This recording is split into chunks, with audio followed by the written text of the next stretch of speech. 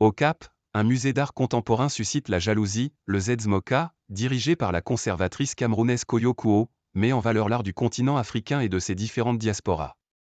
Pour moi, l'Afrique est une idée, une histoire qui dépasse les frontières, explique cette femme élégante de 56 ans, longue tresse verte et regard vif. Je dis souvent à nos visiteurs américains que les États-Unis aussi sont un pays africain. Ils n'aiment pas entendre ça, s'amuse-t-elle, un brin provocatrice mais pourtant très sérieuse. Tout comme le Brésil, Cuba ou Haïti. Ce qui fait un pays, c'est l'agrégation et la combinaison d'expressions et d'influences culturelles. Or l'influence africaine aux États-Unis comme dans ces autres pays est indéniable, dit-elle. C'est pourquoi j'aime parler de géographie noire, plus que de diasporas africaines. Là où la culture noire, les corps noirs, les personnes noires ont influencé la société, dit-elle. Arrivée à la tête de ce musée il y a 4 ans, Koyo Kuo, élevée entre Douala et Zurich et qui a notamment monté un centre d'art pointu à Dakar, a repensé entièrement ses contenus. Elle a remodelé ce premier musée d'art africain d'envergure, avec lequel les grandes institutions new-yorkaises ou européennes veulent aujourd'hui collaborer.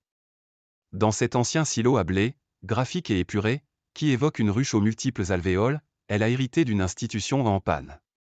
Où l'urgence était selon elle d'apporter une structure programmatique pour forger une identité, une particularité. Elle a cherché à examiner les besoins, le type de valeur ajoutée que le musée peut apporter à la compréhension, la contemplation, l'appréciation de l'art contemporain d'Afrique et de ses diasporas. Afrique stigmatisée. Le panafricanisme, pour moi est une évidence, il est nécessaire, le récit du continent a été largement défini par d'autres et c'est encore le cas aujourd'hui, estime-t-elle. Des décennies après la fin du colonialisme, au cours desquelles de nombreuses voix ont pourtant émergé et gagné en autorité en Afrique, les stigmates sont toujours extrêmement actifs, que vous les adoptiez, que vous les intériorisiez ou non. La saisissante exposition aux chercheurs, voyants et devins, actuellement présentée aux visiteurs, explore, via des projections de photos ou vidéos sur les murs ou différentes installations textiles, une sphère spirituelle voire surnaturelle. Il est absolument nécessaire d'apporter d'autres histoires sur la table. Et non comme un moyen de correction, je n'ai aucun intérêt à corriger, je ne possède pas et n'intériorise pas l'histoire erronée. Mais il faut s'approprier l'espace, juge-t-elle. Dans l'urgence à faire émerger des récits du continent, les conservateurs africains ont eu tendance à monter des expositions groupées. Nous voulions raconter des histoires à plusieurs voix.